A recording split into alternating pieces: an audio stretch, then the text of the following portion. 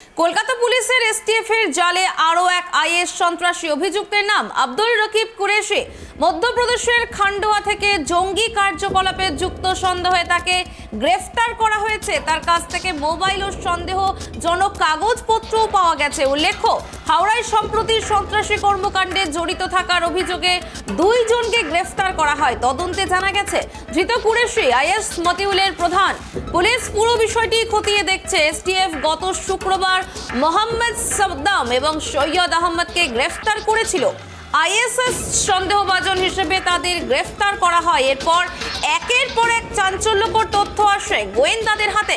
সূত্রের খবর, সাদ্দাম কলকাতা মতিউলের অন্যতম নেতা এবং গোয়েন্দা তথ্য অনুযায়ী আব্দুল রকিব কুরেশিকে সাদ্দাম এই পথে নিয়ে এসেছিল। প্রশ্ন হলো, এই কুরেশি কি জন্য কলকাতায় এসেছিল?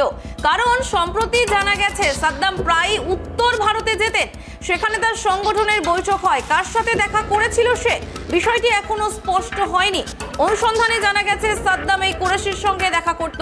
সূত্র আরো জানায়, সংগঠনের কাজে বিভিন্ন জায়গায় সে যেত। আপাতত সব দিক পুঙ্খানুপুঙ্খভাবে খতিয়ে দেখছেন গোয়েন্দারা।